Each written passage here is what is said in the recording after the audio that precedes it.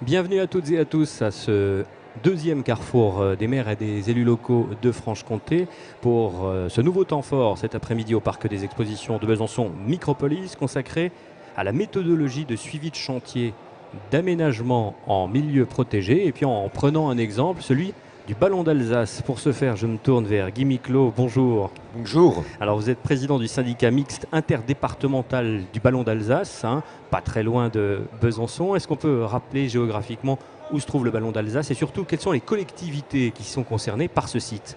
Alors le Ballon d'Alsace, c'est un sommet que nous partageons, c'est-à-dire trois départements, quatre, parce qu'il y en a un qui est à Jet-Pierre, et donc trois régions. Le Ballon d'Alsace est situé à l'extrémité nord du département du territoire de Belfort. Ce sommet est partagé donc en trois. Donc le territoire de Belfort est concerné par un tiers donc, de la surface de la partie sommitale. Le département du Haut-Rhin, donc en montant par le lac d'Alfeld, par Cévennes, nous arrivons au Ballon d'Alsace. Donc un tiers de ce territoire appartient au département du Haut-Rhin. Et l'autre tiers est sur le département des Vosges, donc Saint-Maurice-sur-Moselle est au piémont du Ballon d'Alsace, côté Vosges. Et pour la Haute-Saône, département de la Haute-Saône, donc c'est le site de la Haute-Planche, site sur lequel le Tour de France va arriver aussi cette année, donc avec département avec lequel nous travaillons aussi pour arriver à moyen terme à faire en sorte qu'il y ait une seule et même entité, donc avec la planche des belles filles et avec le Ballon d'Alsace. C'est un sommet qui culmine à 1247 mètres et c'est un sommet qui est riche au niveau paysage, qui est emblématique, qui est riche de par son patrimoine culturel et historique également, parce qu'il faut savoir que c'est au sommet du Ballon d'Alsace que la frontière passait jusqu'en 1918, puisque donc le département du Haut-Rhin avait été amputé d'une partie qui est devenue après territoire de Belfort. Alors les projets de réhabilitation, en quoi ils ont consisté concrètement? Alors la réhabilitation donc, du site du Ballon d'Alsace, la volonté de le réhabiliter est née il y a quelques 30 ans. C'est quelque chose qui a été très difficile à mettre en œuvre parce que précisément il y a plusieurs départements, trois régions, la Lorraine, la Franche-Comté et l'Alsace qui sont également concernées. Et pour mettre tout le monde d'accord et savoir comment on allait faire et qui allait payer, et il y a l'État qui est aussi là, bien présent, donc ça n'a pas été facile. Donc les collectivités se sont mises d'accord, les départements du territoire de Belfort et du Haut-Rhin, les deux communautés de communes de la vallée de la Dolère et de la vallée du territoire de Belfort, c'est la communauté de communes de la Haute-Savoureuse, plus deux communes, Saint-Maurice-sur-Moselle, parce que le département des Vosges n'a pas souhaité adhérer lorsque le SMIBA a été créé en 1971, donc à cette entité. Et donc nous avons travaillé de concert avec les élus de façon à développer toute la synergie nécessaire pour pouvoir aboutir à réaliser ce programme de 13 millions d'euros. Nous sommes actuellement à 10 millions d'euros de réaliser. Alors nous avons fait des parkings, alors tout ceci bien sûr ne s'est pas fait comme ça, il y a eu des études qui ont été menées bien évidemment et ensuite lorsque les travaux ont été prêts, chaque travail, chaque opération fait l'objet d'un suivi spécifique, d'une commission des sites spécifique et pour chaque chantier, donc il y a eu un certain nombre d'études. Alors je voudrais dire que les études, elles sont fondamentales parce que nous sommes sur un site classé. Le Ballon d'Alsace est classé depuis 1982 et on ne fait pas sur un site classé ce que l'on peut faire en plaine. Les entreprises le savent. C'est quel type de préconisations qu'il faut retenir? C'est l'Adréal qui dicte Toujours, ça? C'est l'Adréal qui fait des préconisations. Il faut dire que chaque dossier, une fois qu'il a eu l'aval d'Edréal, mais il y en a trois, Franche-Comté, Alsace, Lorraine, lorsque nous avons l'aval de ces DREAL, nous faisons remonter le dossier au ministère et c'est le ministère de l'écologie qui donne l'autorisation de faire ces travaux. Alors il faut savoir que les études que nous avons menées, c'est presque 300 000 € de frais d'études. Et deuxièmement, il faut savoir également que nous avons pu faire des travaux avec des mesures compensatoires qu'on doit faire, c'est-à-dire des travaux qui n'étaient pas prévus, qu'on doit réaliser qui sont décrétés par les DREAL. Et troisièmement, bien, les entreprises sont dans l'obligation de respecter des cahiers des charges très précis. Et j'ai souhaité que nous ayons un environnementaliste qui nous accompagne depuis le début de ces travaux qui ont commencé en 2009, qui vont se terminer l'année prochaine. Un environnementaliste donc nous suit, nous conseille. Je vous propose qu'on regarde en image notamment à quoi ressemble notamment le ballon d'Alsace avec ces photos que l'on peut visualiser avec donc le chantier de terrassement notamment. Je crois qu'on a un autre cliché qui nous permet avec une vue aérienne plus particulièrement de voir quelle forme cela prend vue d'avion. Si on peut en régie envoyer cette image vue d'avion, bon, on l'aura peut-être tout à l'heure, pour qu'on ait vraiment une impression du travail qui a été mené par les entreprises. Et à ce propos, je me tourne vers Manuel Denobrega. Bonjour. Bonjour. Alors vous êtes conducteur de travaux à l'entreprise Peduzzi. Voilà, on a l'image à l'écran où on se rend bien compte des travaux qui ont été menés sur l'un des versants du ballon d'Alsace. Justement, je me tourne vers vous, Manuel Denobrega. Quel type de travaux ont été conduits Guy Miclot parlait un instant de création de parking, etc. J'imagine que ça n'a pas été l'unique ouvrage. Quels ont été les travaux qui ont été conduits par l'entreprise Peduzzi? Ceux qu'on a fait les plus difficiles à faire, c'était donc le téléski du Grand Langenberg. On était dans des pentes très très difficiles. Donc il a fallu redessiner la pente? Il a fallu redessiner la pente pour que le téléski puisse fonctionner un peu mieux que lorsqu'il fonctionnait avant. Et donc avec toutes les contraintes environnementales, c'est-à-dire on était contraint de déplaquer tout le site dans la zone des travaux, enlever tout ce qui est terre végétale, la flore, donc les mirabelliers, tout ce qui est myrtille, pardon, et donc remettre ça de côté et remettre tout de suite après par-dessus des terrassements pour que ça se remette très vite en herbe. Respect des normes environnementales, bien entendu aussi de la sécurité. C'est parce que là, clairement, on est dans les préconisations en matière de protection de la faune et de la flore. Disons, dans ce milieu-là, les deux vont de pair, hein. Il y a l'environnement, il y a la sécurité, puisqu'il y a toujours des cailloux qui vont rouler très bas dans la vallée. Il faut faire attention parce que avec les 600 000 personnes qui se travaillent l'été dans ces vallées, il faut quand même faire attention là. Alors justement, je redonne un instant la parole à Guy Miclot du SMIBA. Cette fois-ci, sur la conception, vous parliez de l'importance des études. Ça veut dire que par exemple pour les parkings, il a fallu inclure dans la réflexion l'aspect environnement dès le départ. Évidemment. Je vous dis, pour chaque chantier, il y a eu une étude environnementale. Il y a eu déjà une étude d'impact global qui a été réalisée avant le début de ces travaux. Mais ensuite, pour chaque chantier, il y a des études qui sont faites. Il y a des études, on parlait de plantes particulières, par exemple la protection de la parnassie du marais. Donc c'est une plante qui est très particulière et qu'on ne peut pas toucher. Et à partir du moment où elles sont identifiées sur le site, il y a balisage du site, on ne peut pas aller sur ces endroits-là, y compris pendant le temps des travaux. Il y avait des lézards vivipares qui ont été trouvés sur une piste parce que nous avons relié l'ensemble des pistes, remodelé les pistes, refait des téléskis. Donc ces lézards vivipares, il a fallu, pour pouvoir faire les travaux, les capturer. Il a fallu déjà savoir exactement où ils étaient, puis mettre en place un dispositif avec des bâches noires sous lesquelles ils sont venus se réfugier, et après, des personnes sont venues les capturer. Voyez, donc, il y a l'obligation de respecter ce qui a été demandé lors des instructions de ces dossiers par les DREAL notamment. Je voulais dire que le dossier le plus difficile et le plus compliqué pour les entreprises, c'est précisément cette fameuse technique du déplaquage-replaquage.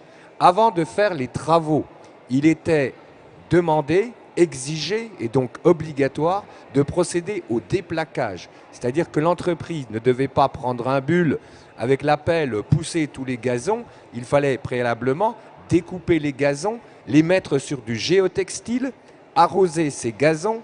Une fois que les gazons étaient d'un côté, il fallait enlever la terre arable, la mettre d'un autre côté et ensuite procéder au terrassement après, on remettait la terre arable. Ensuite, on remettait les gazons avec de la terre entre les gazons qui avaient été défaits. Et voilà, vous voyez que c'est un travail qui est compliqué, qui n'est pas évident parce que les entreprises ne connaissaient pas ne savaient pas comment il fallait faire, ne possédaient pas la procédure. C'est la raison pour laquelle moi je m'étais engagé à prendre un environnementaliste.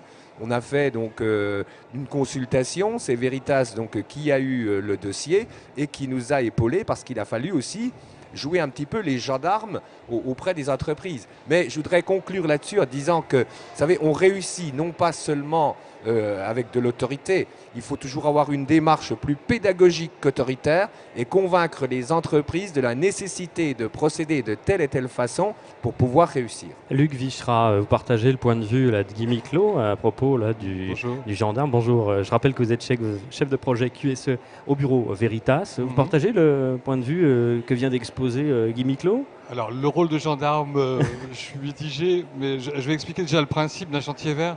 Un chantier, c'est une source de perturbation. Ça peut être des nuisances de bruit, des nuisances pour les riverains, de poussière. Ça peut être aussi des nuisances, des risques de pollution des eaux. Ça peut être aussi des risques pour le patrimoine, donc des risques pour le patrimoine architectural avec les vibrations. Et puis, on l'a vu, pour le patrimoine écologique, on perturbe des milieux, on peut détruire des espèces, etc. À partir de là, le maître d'ouvrage, s'il en a la volonté, il peut mettre en place un système de chantier vert. Donc demander à un tiers expert de l'assister dans ce cadre-là.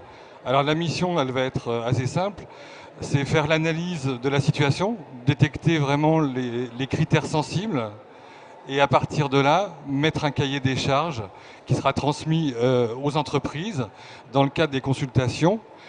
À la suite de ça, on fait tout un suivi de chantier, alors là qui était hebdomadaire dans le cadre du SMIBA, ce qui était assez particulier. On peut peut-être mettre une diapo à ce propos qui explique un peu mieux la procédure, notamment, voilà, visite hebdomadaire. Mais prenez le micro. Il y avait un système de feu vert, de feu orange voilà, et de alors feu on rouge. Si on peut s'arrêter un instant, oui. Luc. Donc là, c'est en fait le déroulé des visites. À partir d'une visite, on fait un compte rendu. Il y a des remarques. Donc déjà, soulever les bonnes pratiques pour qu'elles soient répétées. Ensuite, en orange, des choses qui sont à améliorer, mais où il n'y a pas d'enjeu fort. Et par contre, les remarques qui sont en rouge, c'est vraiment les prescriptions qu'on a mis dans le cahier des charges des entreprises qui ne sont pas respectées et qui peuvent entraîner des pénalités qui sont définies dans le cahier des charges. Jusqu'aux pénalités, hein. Ça veut dire Manuel Dobrega. C'est la raison pour laquelle je parlais de gendarme, parce qu'il y avait des pénalités. Manuel de Nobrega, vous l'avez reçu comme ça au quotidien, le suivi du chantier? Tout au début, peut-être qu'on a reçu ça comme un gendarme, mais après, on a vu tout de suite que c'était quand même pour la bonne cause. Et qu'on a appris aussi pas mal avec le bureau Veritas, notamment pour ces chantiers-là. Et puis là, il s'agit d'un chantier en site classé, certes, mais comme vous me le confiez avant cet entretien, aujourd'hui, l'environnement, en tout cas sous forme de normes, il est partout dans les chantiers. Il est partout, hein. Bon, plus au Ballon d'Alsace qu'ailleurs, comme disait M. Miclot, en pleine. Bon, on a quand même des cours d'eau, mais maintenant, on sait comment... à peu près s'y tenir au Ballon d'Alsace. Cet aparté est terminé, je redonne la parole à Luc Vichra par rapport à cette approche. Oui, alors ça permet d'impliquer l'ensemble des partenaires, hein, du moins. Hein. Clairement, parce qu'en fait, dans un chantier, entre le maître d'ouvrage et le maître d'œuvre, il y a des rapports qui sont différents que les enjeux environnementaux. C'est-à-dire que nous, notre présence sur le terrain permettait de sensibiliser les gens et de leur expliquer tout l'intérêt qu'ils avaient, d'une part à respecter le cahier des charges et de trouver des solutions aussi, parce qu'on a eu aussi des problématiques qu'on a découvertes, donc trouver des solutions ensemble pour résoudre le problème. Donc ça c'est un point important. Et puis le rôle de gendarme, il ne fonctionnerait pas s'il n'y avait pas la volonté du maître d'ouvrage. C'est-à-dire que nous, on est des yeux, des oreilles, on est des conseils, on discute avec les intervenants du chantier, les compagnons. Mais s'il n'y a pas une volonté forte du maître d'ouvrage à respecter ce cahier des charges, ça ne fonctionnera pas, parce qu'on ne pourra pas le faire respecter par les pénalités ou juste les discussions de réunion de chantier. Alors, Manuel de Nobrega citait un chiffre tout à l'heure du nombre de visiteurs qui est assez énorme hein, sur le site. Merci de prendre le micro. 1 million par an. 400 000 l'hiver, 600 000 l'été. 400 000 l'hiver, 600 000 l'été, plus de monde en été.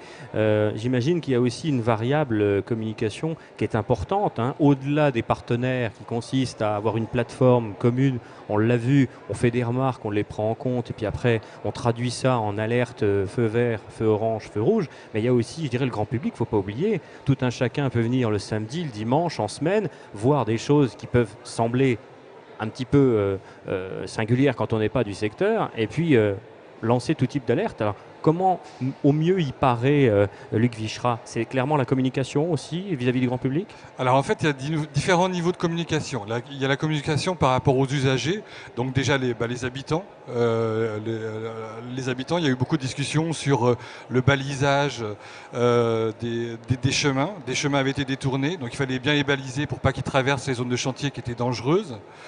Il y avait aussi la communication pour expliquer aux usagers, aux gens qui passaient, donc avec la mise en place de panneaux, en sachant... Oui.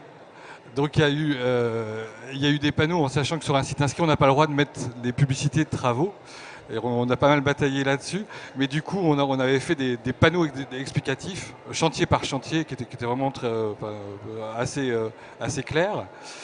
Il y a eu des cahiers de doléances qui ont été mis en place dans différents points, différentes auberges, différents lieux qui ont permis de récupérer le ressenti des différents usagers, du public, des motards, etc., pour pouvoir voir ce qu'on pouvait améliorer ou pas. On le prend en compte, on l'analyse. Enfin, c'est pas seulement de la communication, c'est aussi une occasion de recueillir l'avis de tout un chacun et d'essayer quand même d'y répondre. Oui, alors clairement, on en a discuté en réunion de chantier pour des points qui concernaient vraiment les chantiers.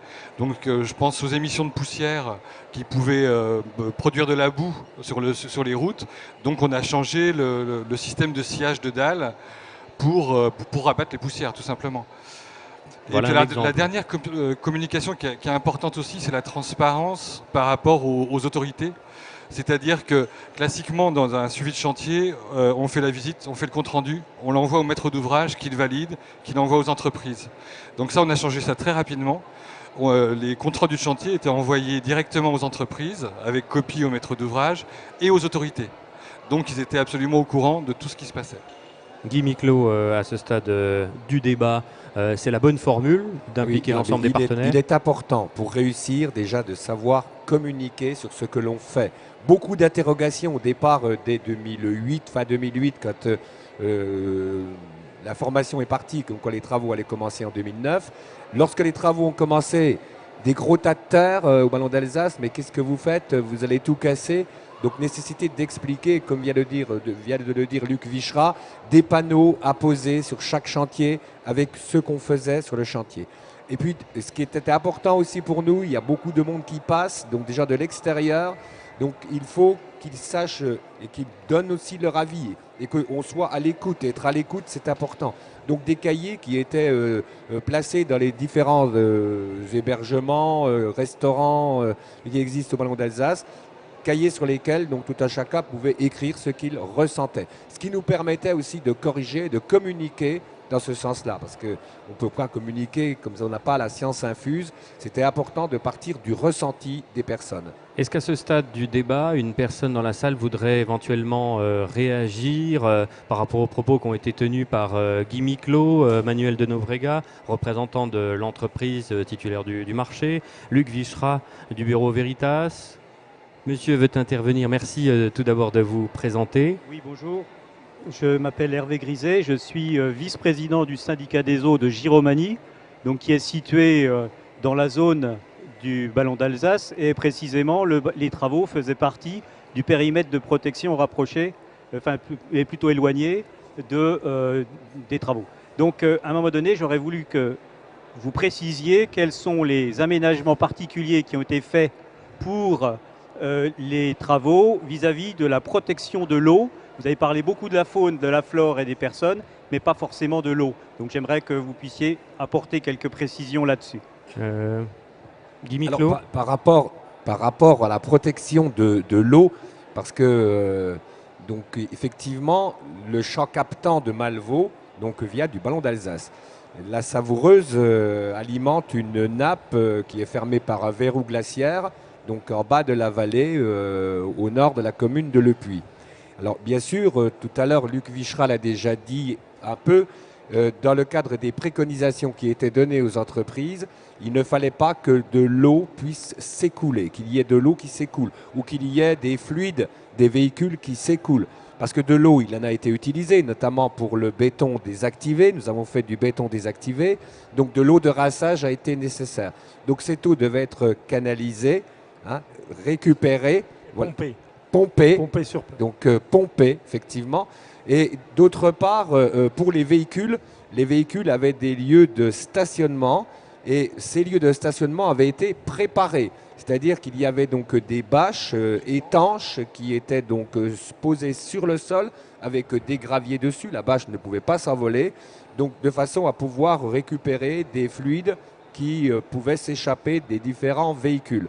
Donc nous avons été très vigilants à ce qu'effectivement il n'y ait pas d'eau issue de ces travaux et des eaux polluées qui partent donc dans les terrains naturels. Peut-être à ce stade, Manuel de Nobrega, pouvez-vous ajouter quelque chose, vu de l'entreprise, justement sur les précautions prises en matière d'eau? Oui, déjà, dans un premier temps, on essaye d'amener des machines le plus neuves possible dans ces milieux-là parce qu'elles ont moins de malchance de tomber en panne et de casser quelque chose. Mais notamment pour le téléski, on avait des pelles qui étaient restées la semaine dans le téléski. Elles ne pouvaient pas se partir du téléski, elles étaient dans la pente. Et on amenait donc le carburant dans des bidons, parce qu'on ne peut pas faire autrement, étanches. Et on mettait une bâche tous les soirs sous la pelle pour que si jamais il y avait une fuite quelconque, elle soit prise dans cette bâche et on la récupérait le lendemain. Luc Vichra, un mot sur cette protection, enfin ces mesures prises en matière de protection des eaux durant le chantier? Oui, tout à fait. Il y a un certain nombre de mesures qui ont été mises en place.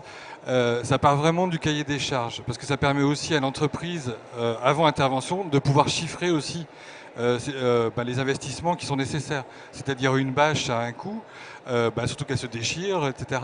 Donc elles ont dû être changées régulièrement. Donc à partir de là, quand on lance la consultation, c'est intégré dans le cahier des charges et au moins le maître d'ouvrage peut choisir les entreprises qui ont pris en compte ces coûts. Et dans ce cas-là, plus facilement l'imposer comme une obligation. Peut-être un dernier mot. Je voulais dire que l'entreprise de Peduzzi n'a pas été la seule entreprise à travailler au Ballon d'Alsace.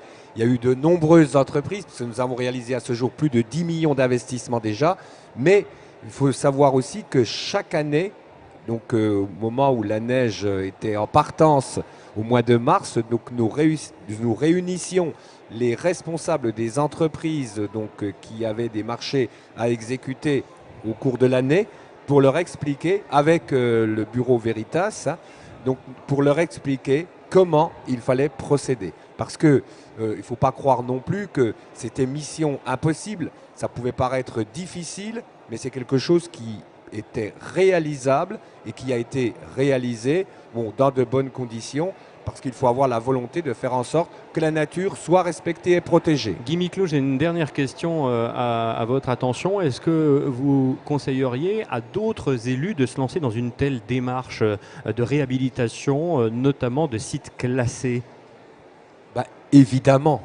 Vous savez, je dirais en France aujourd'hui, on est d'un pessimisme, mais qui est assez remarquable. Parce que, vous voyez, tout est petit. On prend un petit café, on fait un petit bisou, c'est tout du petit. Mais, et puis, on est recroquevillé comme ça sur soi-même. Mais non, j'ai dit, il y a des difficultés, mais on est là aussi pour essayer de les surmonter. Et puis, les difficultés ne sont jamais insurmontables. Il y a une condition. Pour les surmonter, il faut travailler en développant de la synergie. Tout seul, on n'est rien. Et puis, alors j'invite, vous me permettrez, tous vos téléspectateurs à venir au Ballon d'Alsace pour aller voir comment c'est fait, ce qui se passe, et de donner leur avis vous pourrez les inviter dans votre studio une prochaine fois. Merci Guy Miclot. Manuel de Nobrega, sur cette notion d'idée de réhabilitation de sites classés. Vous avez l'expérience maintenant avec le Ballon d'Alsace. Ça veut dire qu'il y a d'autres projets sur lesquels vous pourriez travailler, voire entrer en action, si je puis dire. Nous, bon, il n'y a pas que le Ballon d'Alsace, on travaille un peu partout dans d'autres sites et on respecte aussi le cahier des charges qui nous... Mais l'environnement, maintenant, il est partout, hein. Donc, plus au ballon, puisque c'est vraiment une zone très sensible, mais maintenant, avec des gens comme Veritas et d'autres, on avance. Voilà. Luc Vichra, un mot de conclusion sur voilà, cette méthodologie de suivi de chantier d'aménagement en prenant l'exemple du Ballon d'Alsace. Oui. Donc en fait, c'est intéressant à partir du moment où il y a une réelle volonté de faire quelque chose. Volonté ça, commune. Oui, une volonté commune. Et puis qu'on part sur les bons critères. C'est-à-dire qu'il faut vraiment une analyse fine pour s'intéresser vraiment aux choses qui ont un réel enjeu. C'est-à-dire ne pas suivre le bruit si on est en race campagne et qu'il n'y a personne pour être gêné. Et ne pas faire un suivi écologique fort à un endroit où il n'y a pas de sensibilité particulière. Voilà, merci à tous. Ce que l'on pouvait dire sur la méthodologie de suivi de chantier d'aménagement en site protégé en prenant l'exemple du Ballon d'Alsace non loin d'ici. Merci à tous.